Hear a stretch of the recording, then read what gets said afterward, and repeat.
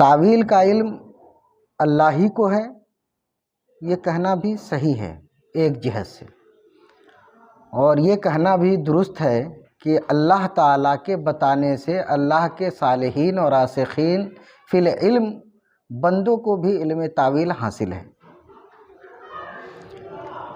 तो तावील का माना अगर अशिया की हकीकत और उसकी हकीकी मानी के एतबार से लेंगे, किसी लफ्ज़, किसी माने, किसी मफ़हूम में तावील क्या है, अगर तावील का माना ये लेंगे कि इसकी हकीकत असलिया क्या है, तो बिलाशुबा इसका इल्म तो अल्लाह ही को है।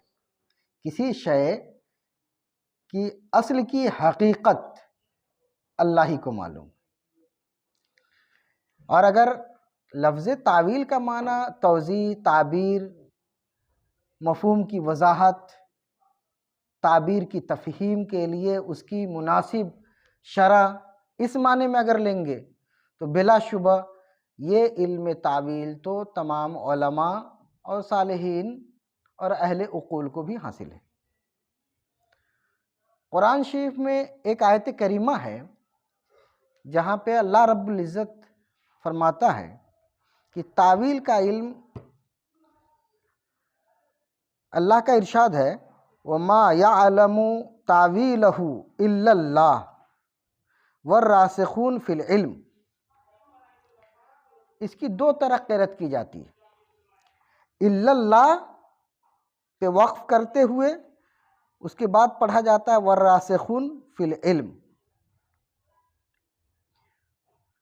अगर वक्फ़ करेंगे तो इस मकाम पे तर्जमा ये होगा कि तावील का इल्म अल्लाह को है और रासिखून का ताल्लुक़ आगे से हो जाएगा। और अगर वक्फ़ नहीं करेंगे तो इसका एक माना ये आएगा कि तावील का इल्म अल्लाह को है और उन लोगों को है जो रासिखून फिल इल्म है, इल्म में महारत रखते हैं, इल्म में दर्क रखते हैं और इल्म की गहराई और गिराई से वाकिफ़ होते हैं। और ये माना इस वक्त लेना ज़्यादा मुनासिब लग रहा है। उसकी वजह यह है कि हज़रत यूसुफ़ अलैहिस्सलाम एक मकाम पे फरमा रहे हैं कि अल्लाह ताला ने मुझको तावील का इल्म सिखाया। तो हज़रत यूसुफ़ अलैहिस्सलाम को अल्लाह ताला ने इल्म तावील सिखाया, तो इस आयत की तफसीर दूसरी आयत से हो जाती है कि रासिखून फिल इल्म को इल्म तावील है अल्लाह की अता से, क्योंकि अल्लाह ताला ने नबियों को इल्म तावील अता किया है और जिसकी शहादत में हज़रत यूसुफ़ अलैहिस्सलाम का ये कौल कुरान में मौजूद है।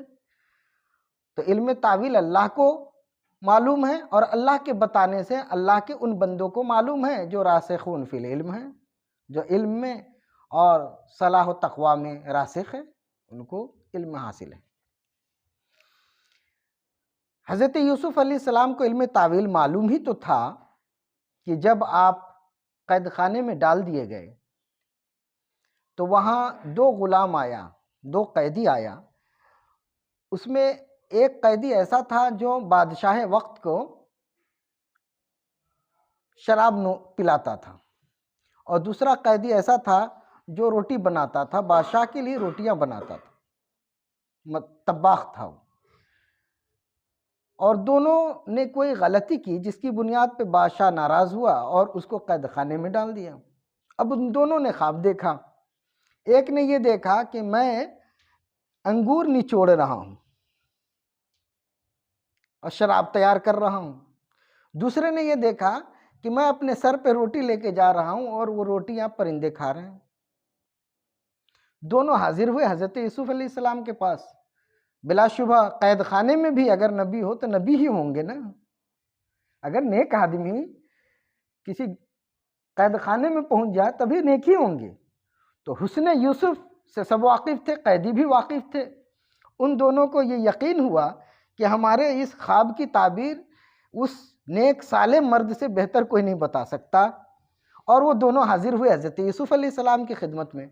हज़रत यूसुफ़ अलैहिस्सलाम ने उन दोनों के ख्वाब की ताबीर क्या की कि तुम में का एक आज़ाद किया जाएगा और बादशाह को शराब पिलाएगा और तुम में का एक कत्ल किया जाएगा, सज़ा याब हो जाएगा।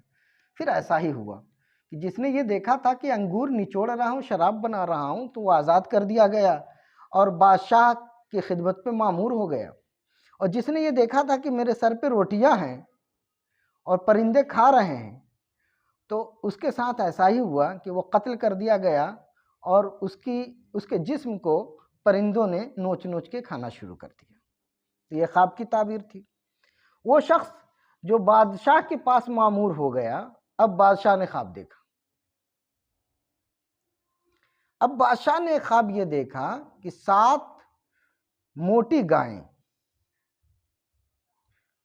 और 7 दुबली गायें, 7 बालियां हरी भरी और 7 बालियां खुश्क। उसने ये देखा कि मोटी गायों को पतली खुश्क लागर गायें खा रही हैं। अब बहुत परेशान हुआ उसने, सबको बुलाया, अहले इल्म को जमा किया। सब ने कहा कि इस ख्वाब की ताबीर हम नहीं जानते, हम नहीं बता सकते, ये ऐसा ही ख्वाब है, ये ऐसा ही ख्वाब है। आम ख्वाब समझ करके उन लोगों ने छोड़ दिया। अब उस शख्स को याद आया जिसने ख्वाब बताया था हज़रत यूसुफ अलैहिस्सलाम को, और उसकी ताबीर हज़रत यूसुफ अलैहिस्सलाम ने जेल में बताई थी, कैद खाने में। और उसको ये भी आपने फरमाया था कि जब तुम बादशाह के पास जाओगे तो मेरे बारे में बताना बादशाह से। अब उसको याद आया कि बादशाह कैद खाने में एक शख्स है जो ख्वाब की बेहतर ताबीर कर सकता है और बेहतर तावील बता सकता है। बादशाह ने कहा कि बुलाओ। हज़रत यूसुफ अलैहिस्सलाम कैद खाने से निकाले गए और बादशाह के दरबार में आ गए। बादशाह ने ख्वाब बयान किया, हज़रत यूसुफ अलैहिस्सलाम ने उसकी ताबीर पेश कर दी कि इसकी ताबीर यह है कि 7 साल बहुत खुशहाली होगी, गल्ले बहुत होंगे, और उसके बाद 7 साल ऐसा दौर आएगा कि कहत साली का दौर होगा, और ये 7 साल जितना गल्ला हुआ होगा इसकी ज़रूरत पड़ेगी और ये सब ख़त्म हो जाएगा। बादशाह को इस ख्वाब की ताबीर बेहतर लगी और यही सबब बना हज़रत यूसुफ अलैहिस्सलाम को कैद खाने से निकालने का भी। और ऐसा ही हुआ, उस बादशाह ने गल्ले के ज़माने में गल्ला जमा कर लिया ताकि कहत के सालों में वो गल्ला काम आए। ये हो गया। मैं ये अर्ज़ करना चाहता हूँ कि नबी को अल्लाह ने ख्वाब की ताबीर बताई, तावील बताई, और नबी ने उस तावील को बयान किया और उस वक्त के लोगों ने, अक्लमंदों ने कबूल कर लिया, और उसकी ताबीर हुई भी इसी तरह जिस तरह आपने बताया था। ख्वाब देखा जा रहा है कि सर पे मैं रोटी लेके जा रहा हूं और चील कौवे खा रहे हैं, और ताबीर पेश की जा रही है कि तुम्हारा सर कलम कर दिया जाएगा, तुम फांसी पे लटका दिए जाओगे। यहाँ पे अगर हम जैसा ज़िल्म आदमी होता तो ये कहता कि जनाब आप ख्वाब बता रहे हैं, तावील कर रहे हैं कि तहरीफ कर रहे हैं? मारे घुटना फूटे सर, मैं कौवे को रोटी खिला रहा हूं और वहां से आप कह रहे हैं कि मैं सूली पे लटका दिया जाऊंगा। तो शायद हम जैसा आदमी होता तो इनकार कर जाता और उसको कबूल ना करता। इसी तरीके से कहाँ गाय और कहाँ खुश्क साली और कहत साली, कोई निस्बत है?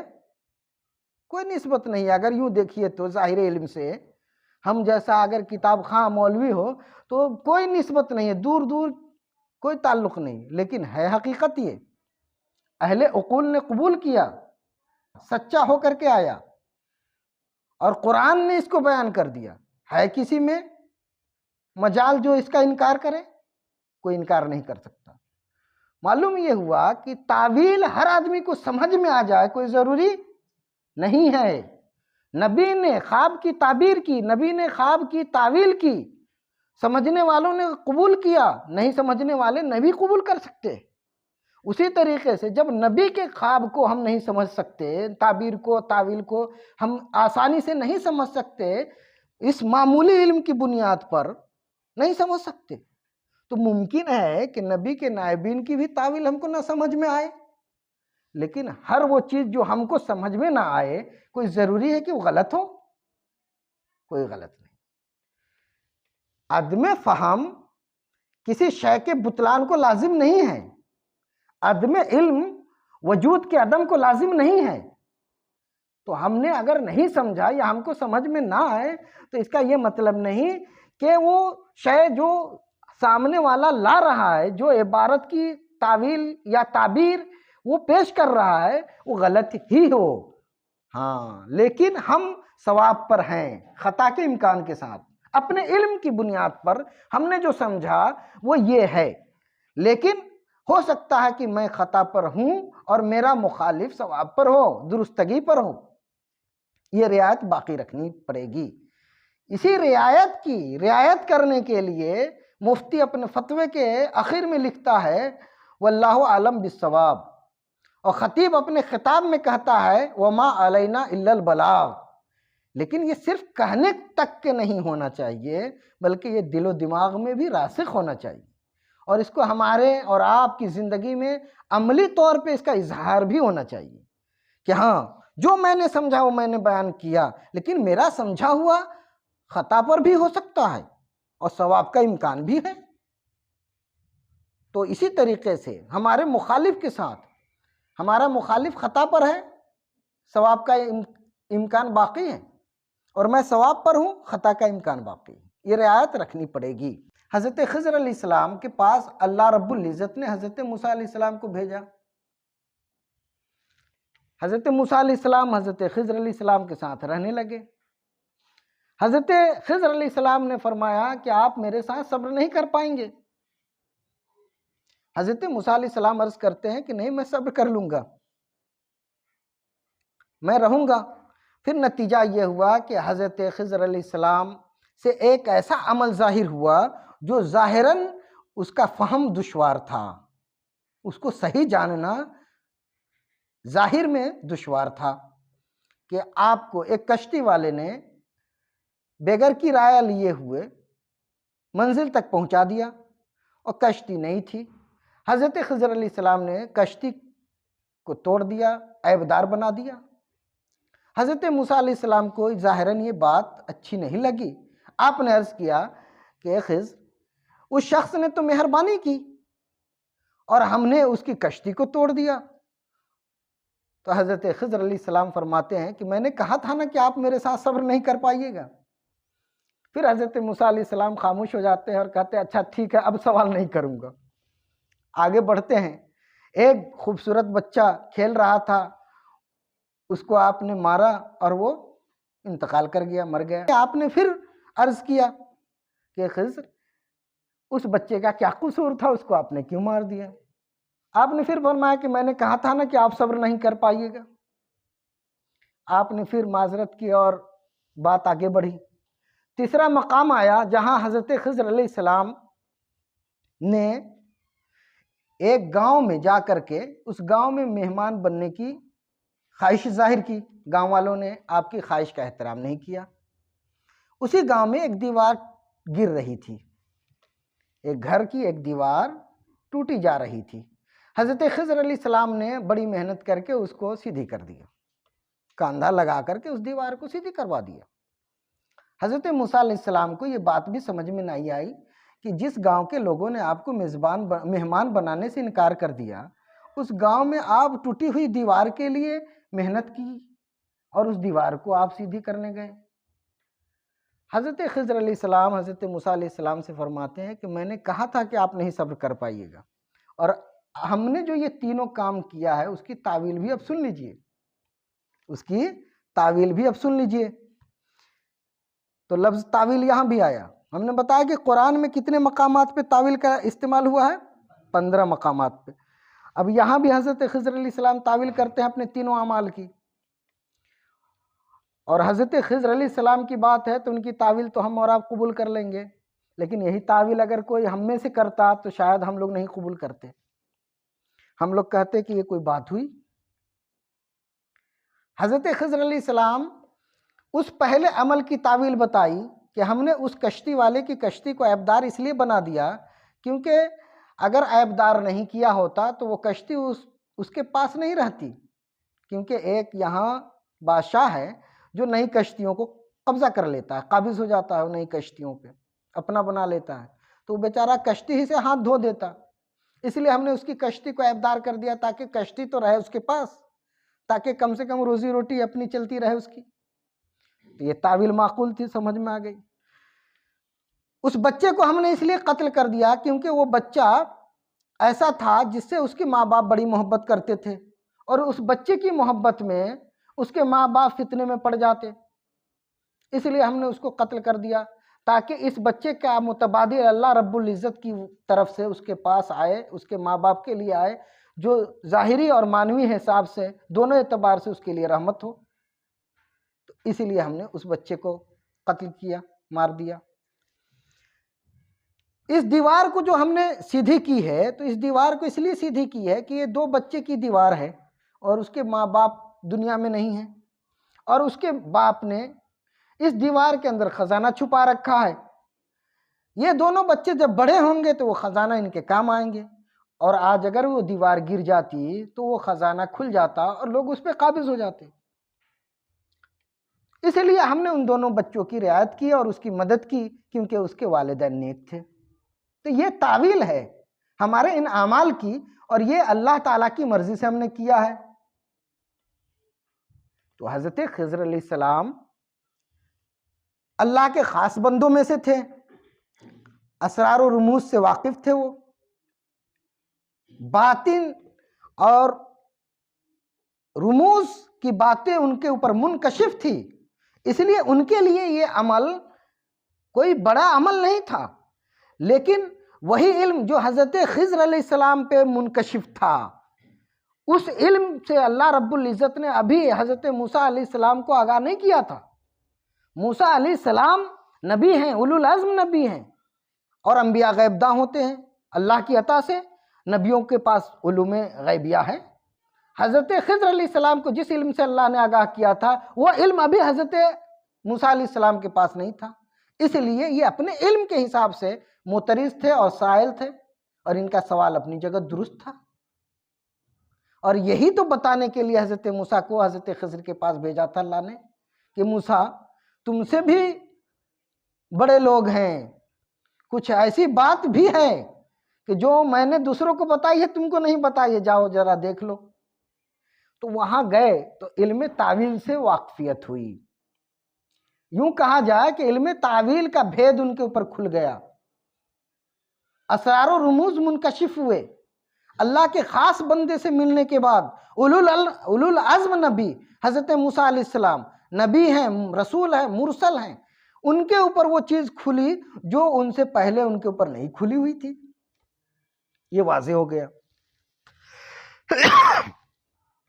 लेकिन अगर हम अपनी ज़बान में बोलें तो ये कह सकते हैं कि हज़रत खिज़र अलैहिस्सलाम के इस अमल पे हज़रत मूसा अलैहिस्सलाम ने फतवा लगाया कि नहीं लगाया? फतवा लगा, लेकिन क्या वो फतवा अपनी जगह ठहरा? फतवा अपनी जगह ठहर पाया? नहीं ठहर पाया। क्यों नहीं ठहर पाया? क्योंकि तावील आ गई उधर से।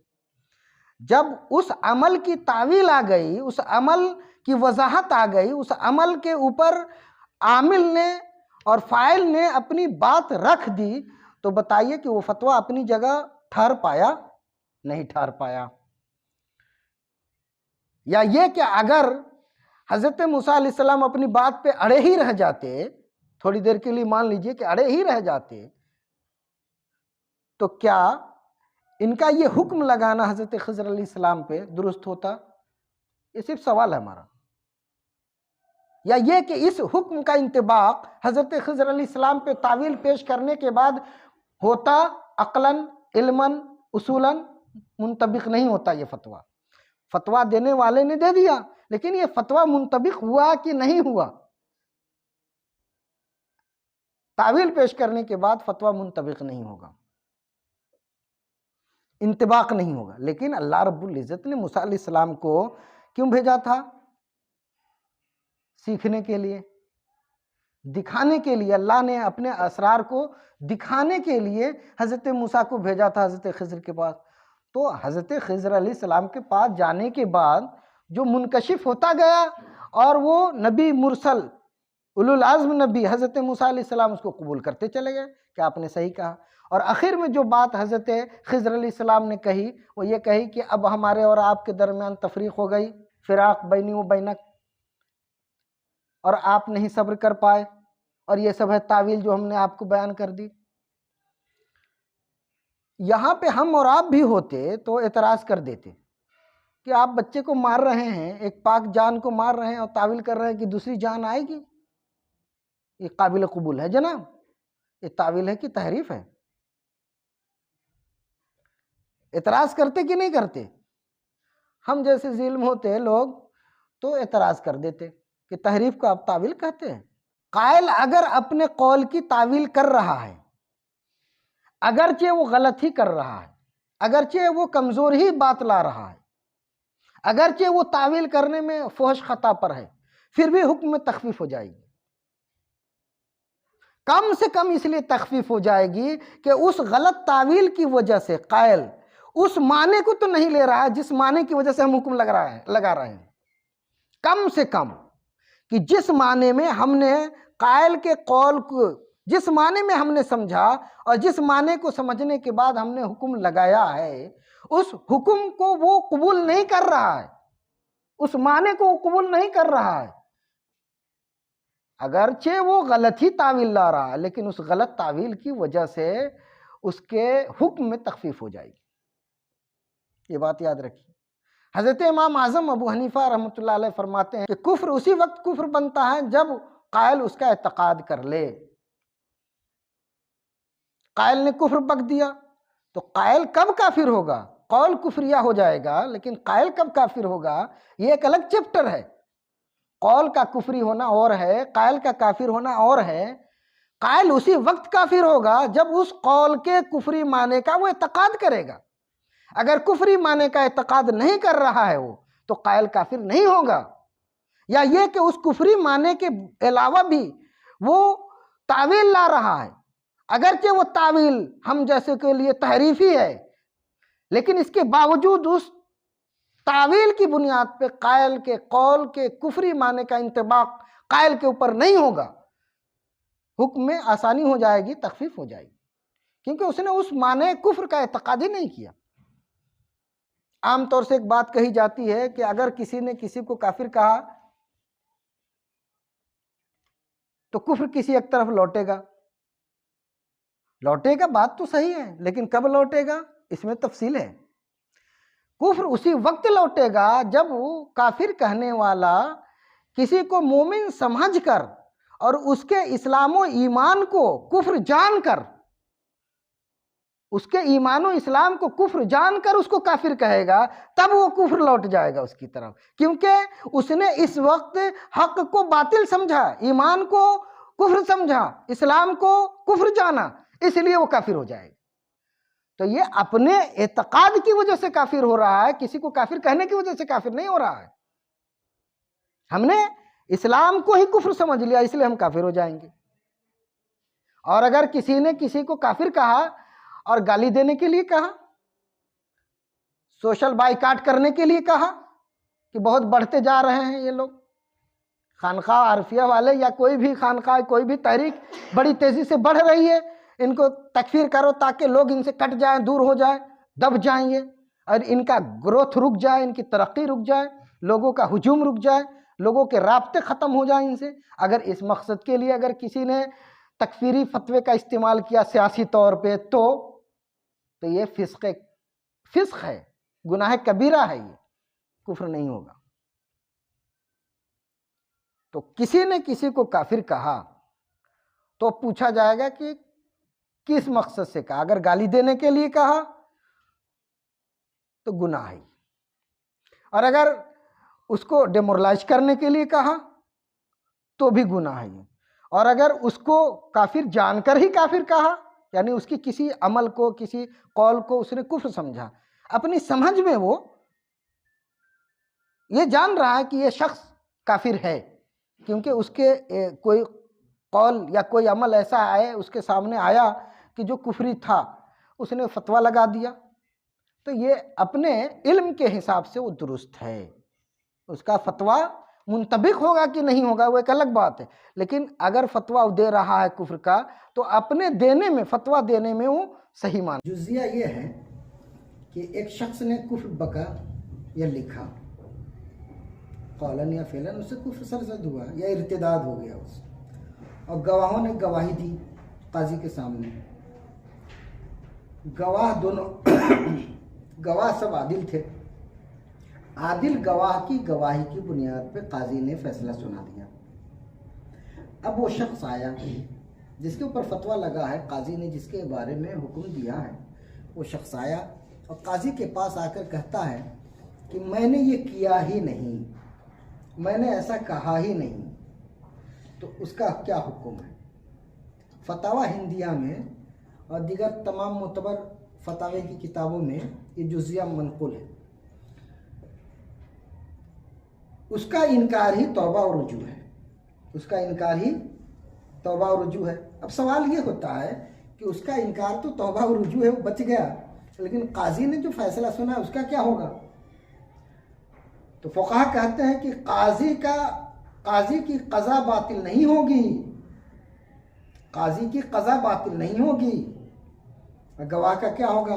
तो कहते हैं कि गवाहों की तकज़ीब नहीं की जाएगी, ये नहीं कहा जाएगा कि गवाह झूठे थे, तो गवाह की तकज़ीब भी नहीं हुई, काजी की क़ज़ा भी बातिल नहीं है और उसका इनकार ही तौबा और रुजू है। क्यों? क्योंकि हक़ गालिब होता है, मग़लूब नहीं। हक़ के ज़ुहूर के लिए, गलबे के लिए इनकार ही काफ़ी है। एक गवाह भी है तो काफ़ी है, अगरचे वो औरत ही क्यों ना हो। तो हक़ को गालिब करने के लिए इनकार का एतबार कर लिया गया। हक़ के गलबे के लिए एक औरत अगर गवाही दे दे तो उसका एतबार कर लिया गया। हक़ के ज़ुहूर के लिए और गलबे के लिए काजी साहब, मुफ्ती साहब, आलिम साहब, फ़क़ीह साहब को इल्म तावील से सहारा लेने की ज़रूरत क्यों नहीं पड़ती? नबियों ने तावील किया है, ताबीर की है। हज़रत ख़िज़्र अलैहिस्सलाम ने तावील की, हज़रत मूसा अलैहिस्सलाम ने कबूल कर लिया। हज़रत यूसुफ अलैहिस्सलाम ने तावील पेश की, बादशाह ने कबूल कर लिया। हज़रत ख़िज़्र अलैहिस्सलाम की तावील आपको समझ में आती है, हज़रत यूसुफ अलैहिस्सलाम की ताबीर आपको समझ में आती है। आप अपनी अक्ल का कसूर क्यों नहीं ठहराते जनाब? आप तावील करने वाले की तावील को तहरीफ करके, तकज़ीब करके जबरन फतवा क्यों लगाते हैं? ये जुर्रत कब तक चलेगी? जब तक के उलमा में इल्म तावील नहीं है, तब तक के मुआशरे में अमन और इस्तक़लाल नहीं। जब उलमा के अंदर इल्म तावील का हुस्न होगा तो मुआशरा खुद हसीन बन जाएगा। आज फतवा लगाने वाले अगर इल्म तावील से काम लेते, हुस्न तावील से काम लेते, तो आज इस कदर हर एक की गर्दन पे तकफीर की तलवार नहीं लटकती होती। कोई भी ऐसा शख्स जिसको जो फतवे के जद में ना हो, आप बता दीजिए। उसकी वजह सिर्फ यह है कि हमने हुस्न तावील को छोड़ दिया, हमने हुस्न यूसुफी को छोड़ दिया, हमने ख़िज़्र अलैहिस्सलाम के इल्म के असरार तक पहुंचने की कोशिश नहीं की। अगर कोशिश की होती तो उम्मत आज इस इज़्तिराब में, बेचैनी में, बेकरारी में नहीं होती और आज उम्मत का यह हाल नहीं होता। चलिए ठीक है, आपको तावील नहीं समझ में आई मुफ्ती साहब, आपने फतवा लगा दिया, लेकिन फतवा लगाने के बाद जिसके ऊपर आपने फतवा लगा, क्या उसने आपके फतवे को कबूल भी किया है या रद्द किया है? अगर उसने रद्द कर दिया, इनकार कर दिया उस मानी का, तो इतना ही उसके लिए काफ़ी है, किसी वजाहत की मज़ीद ज़रूरत नहीं है। हाँ, लेकिन आप अपने फतवा देने में सही हो सकते हैं, क्योंकि आपने जो मानी समझा है उस मानी की बुनियाद पे आपने फतवा दिया, लेकिन उस फतवे का इंतबाक अगले शख्स पे, आपके मुखालिफ पे होता है कि नहीं होता है, ये एक अलग चैप्टर है। जब उस कुफरी मानी का वो इकरार करेगा, एतकाद करेगा, तभी वो काफिर होगा। मैं अभी बता चुका हूं कि इमाम आज़म अबू हनीफा फरमाते हैं कि कुफ्र उसी वक्त कुफ्र होता है जब कायल उसका एतकाद कर ले। फतवा तातार खानिया में मज़कूर है। अच्छा, मुफ्ती साहब को तावील क्यों नहीं समझ में आती है? कहते हैं कि हनफी हैं, हम सुन्नी हैं, हम बुजुर्गों के मानने वाले हैं, औलिया अल्लाह के आशिक हैं, तो तमाम औलिया अल्लाह के अक़वाल में तो तावील आप कर लेते हैं, अपने बुजुर्गों के अक़वाल में और अफ़ाल में तो तावील आप कर लेते हैं, शोरा के अशार में तो तावील आप कर लेते हैं, और अपने मुआसिर की तावील की जब बात आती है तो उसको तहरीफ करके आप तकफीर के खाने में डाल देते हैं। जबरन एक आदमी कोशिश करके, एक आदमी अपनी गलती से बाहर निकलना चाह रहा है और आप जबरन उसको धक्का देके कुफ्र की वादी में धकेल रहे हैं। ज़्यादती नहीं है। सर एक शायर हैं अल्लामा इकबाल, उनकी तकफीर हुई है बहुत सारे अशार की बुनियाद पर। उसमें से एक शेर है, उसको भी सुनते चलिए। अल्लामा इकबाल कहते हैं कि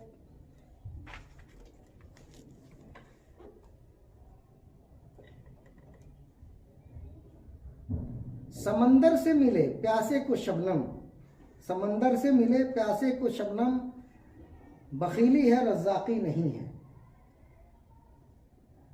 जब हमने इस शेर को इस तरह पढ़ा तो इसमें कुफ्र झलक गया, इसमें कुफ्र झलक गया कि अल्लाह की शान में गुस्ताखी की जा रही है, अल्लाह को बखील कहा जा रहा है, उसकी रज़ाकी को चैलेंज किया जा रहा है। तो अल्लामा इकबाल का ये शेर अगर इस तौर से पढ़ा जाए जिस तरह अभी मैंने पढ़ा, तो बिलाशुबा ये कुफ्र की तरफ ले जा रहा है, यह शेर कुफ्र की तरफ जा रहा है। लेकिन अगर इसी शेर को हम पढ़ने का अंदाज बदल दें तो ये ईमान के करीब पहुंच जा रहा है। वो कैसे? पहले आप ये सुन लीजिए कि समंदर का सफ़र करने वाले लोग समंदरी सफ़र करते थे तो मीठा पानी के लिए तरस जाते थे। तो मीठा पानी का इंतज़ाम वो लोग करते थे कि कश्तियों के ऊपर कपड़ा बांध देते थे, उस पर शबनम का पानी जमा होता था और सुबह में निचोड़ लेते थे और वही पानी वो पीते थे। तो समंदर का पानी खारा होता था, खारिस्तान में उनको शीरी पानी का अल्लाह इंतज़ाम करा रहा है, शबनम की सूरत में शीरी पानी दे रहा है। महीनों जहां सफ़र हो रहा है खारा पानी के दरमियान, वहां शीरी पानी का इंतज़ाम अल्लाह की ज़ात की तरफ से हो रहा है। अल्लाह का निज़ाम देखिए। अब इस शेर को आप यूं पढ़िए,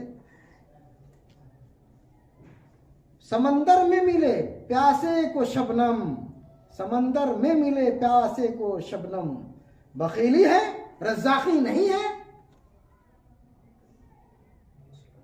कौन सा कुफ्र है इसमें भी? ये तो ऐन ईमान है।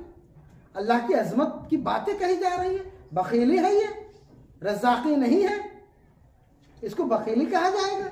महीनों जहां सफर हो रहा है समंदर में, खारा पानी पानी है, पी नहीं सकते आप, उसमें शीरी पानी का इंतजाम करने वाला बखील हो सकता है?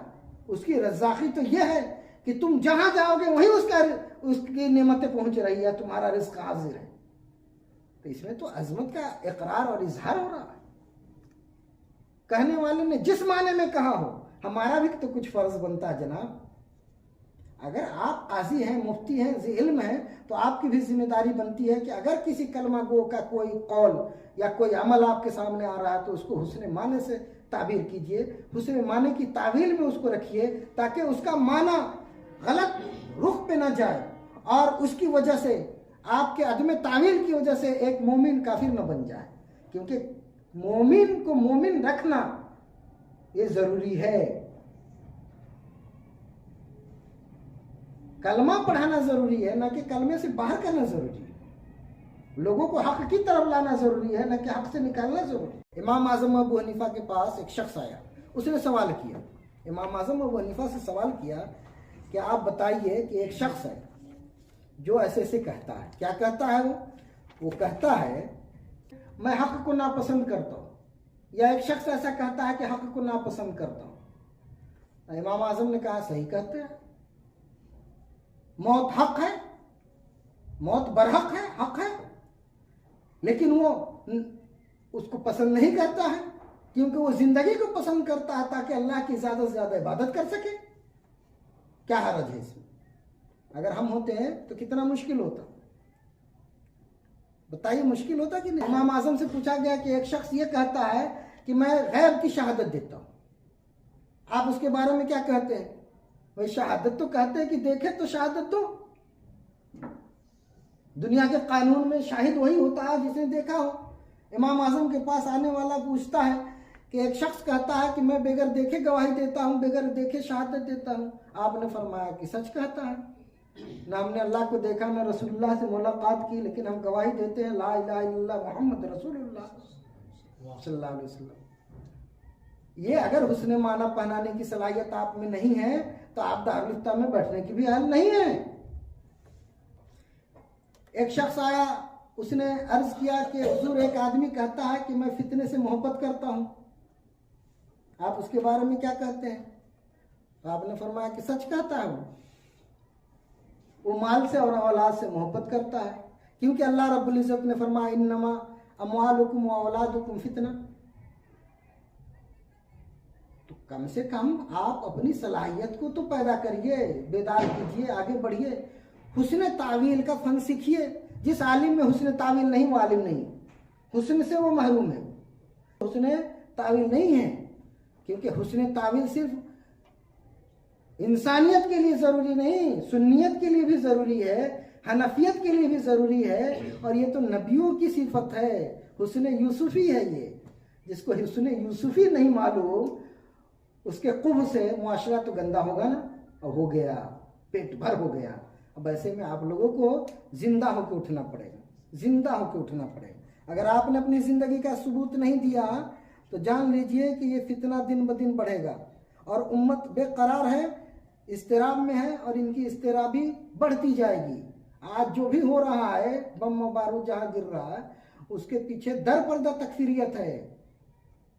अगर गौर करेंगे आप, अगर ये तकफीरियत नहीं होती इस उरूज पे तो आज किसी की हिम्मत नहीं थी कि आपके बच्चों को आपके सामने ज़बह कर देता, किसी की हिम्मत नहीं थी जनाब। इमाम आज़म अबू हनीफा के पास एक शख्स आया, उसने सवाल किया, इमाम आज़म अबू हनीफा से सवाल किया कि आप बताइए कि एक शख्स है जो ऐसे ऐसे कहता है, क्या कहता है वो कहता है कि मैं यहूद व नसारा की तस्दीक करता हूँ, ऐसे शख्स के बारे में आप क्या कहते हैं? तो आपने कहा सच कहता है, हुस्न, वो सच कहता है, यहूदी की और नसरानी की तस्दीक करता है, ऐसे शख्स के बारे में आप क्या कहते हैं? तो आपने कहा कि सच कहता है। क्यों? क्योंकि यहूदियों ने कहा नसरानियों को, क्या कहा? कालतिल यहूद लैसतिन नसारा अला शै, सच है। कालतिन नसारा लैसतिल यहूद अला शै, सच है। हम दोनों के कौल की तस्दीक करते हैं। ये हुस्न माना पहनाने की सलाहियत अगर आपके अंदर नहीं है तो आप दारुल इफ्ता में बैठने के भी अहल नहीं है। आपको दारुल इफ्ता में बैठने से पहले हुस्न तावील सीखना पड़ेगा। और जिस आलिम और जिस मुफ्ती के अंदर हुस्न तावील नहीं, वो समझिए कि वो हुस्न इंसानियत से, हुस्न यूसुफियत से, हुस्न सुन्नियत से, हुस्न हनफियत से महरूम है वो। और ऐसे शख्स को दारुल इफ्ता में बैठने का कोई जवाज और कोई हक नहीं रह जाता है। एक शख्स आया, उसने कहा कि मैं हक को नापसंद करता हूँ, या एक शख्स ऐसा कहता है कि हक को नापसंद करता हूँ। इमाम आज़म ने कहा सही कहते हैं, मौत हक है, मौत बरहक है, हक है, लेकिन वो उसको पसंद नहीं करता है क्योंकि वो जिंदगी को पसंद करता है ताकि अल्लाह की ज्यादा से ज्यादा इबादत कर सके। क्या हरज है इसमें? अगर हम होते हैं तो कितना मुश्किल होता, बताइए, मुश्किल होता कि नहीं? एक शख्स है, वो कहता है, इमाम आज़म से पूछा गया कि एक शख्स ये कहता है कि मैं गैब की शहादत देता हूं, आप उसके बारे में क्या कहते हैं? भाई शहादत तो कहते हैं कि देखे तो शहादत दो। दुनिया के कानून में शाहिद वही होता है जिसने देखा हो। इमाम आज़म के पास आने वाला पूछता है कि एक शख्स कहता है कि मैं बगैर देखे गवाही देता हूं, बगैर देखे शहादत देता हूं।